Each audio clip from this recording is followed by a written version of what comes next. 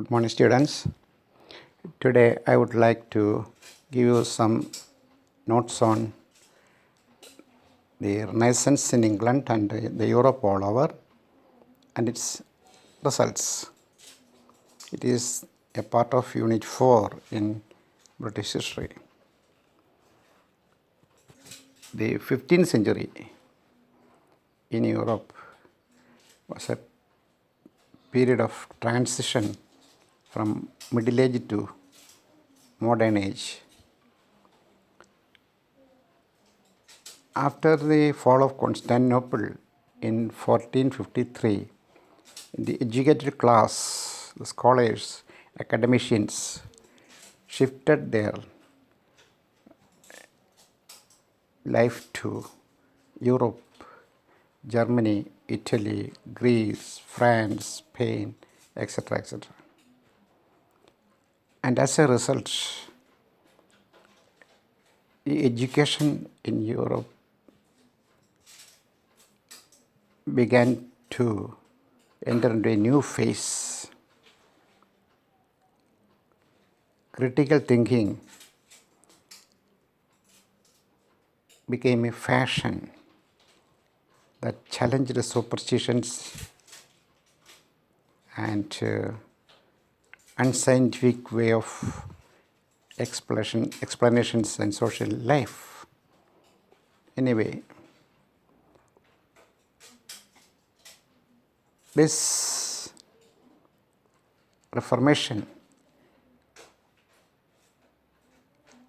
scientific inventions, the spirit of nationalism, and the rise of middle class paved the way for a new Europe, emergence of a new England.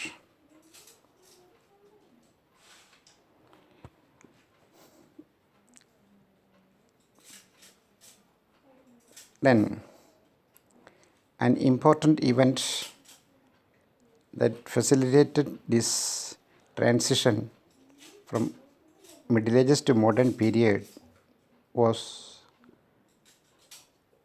the adventurous explorations of the age, the desire for profit motivated by the navigators,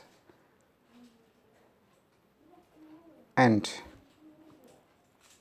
the first point is to be noted is this: East European Empire, 1453, closed all the trade routes through Mediterranean to the Far East. So, Europeans had to find out a new route, route, sea route, to the eastern part of the world, the Asian, Southeast Asian area, including India. And so, Columbus, an Italian sailor in the service of Spanish king, started his journey and found a new world in 1492. He came around Hawaii. Next one is John Cabot, C-A-B-O-T, Cabot. He is also an Italian explorer, and he was living in England at that time. He set out to the east and sailed to the west and reached the Newfoundland in 1497. Later, the Europeans continued their voyage, V-O-Y-A-G-E, traveled through the sea, voyage, and Amerigo Vespucci reached in America, and Vasco da Gama reached in India at Gama-Kapad. He rounded the Cape of Good Hope, the southernmost point of Africa, and reached Calicut, Kapad, in 1498. And in 1499, it was in 1499, Amerigo Vespucci explored American continent. And this was also a historical one. Then England, Spain, and Portugal entered into the competition of finding out new sea routes to various parts of the world. And as I mentioned earlier, the educated class who came back from Constantinople to the European areas, inspired people, encouraged people to study, to inquire, to search out the truth. And the French term Renaissance, Renaissance, Renaissance, which means rebirth, is generally attributed to or applied to the revival of arts and literature in Europe under the influence of Greek and Latin classics taught from these new masters who came from Constantinople. Then, as a result,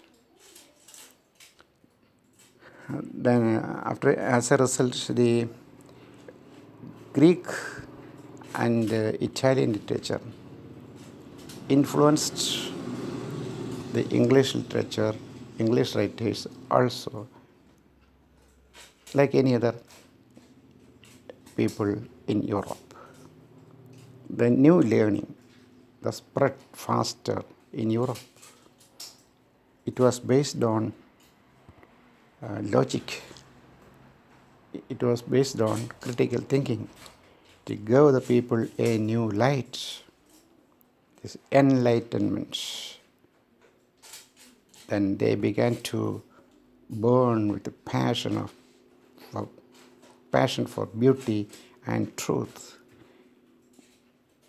People grew skeptical, skeptical, skeptical, and started questioning the old beliefs. In short, it indicated the rebirth and birth of a modern mind, birth of thinking men. The self-expression entered a new age of self-expression began. Thus,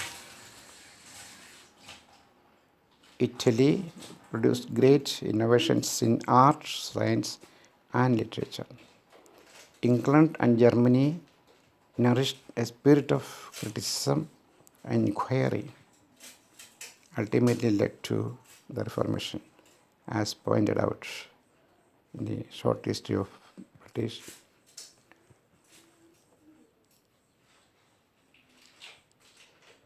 people. Then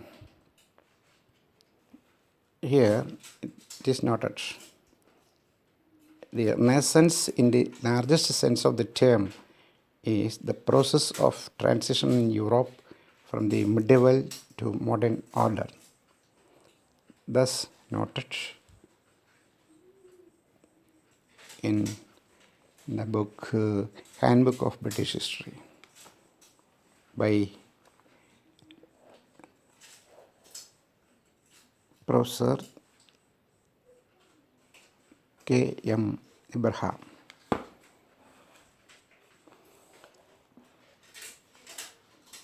According to Michel, Michelet, Renaissance is discovery of the world and the discovery of the man.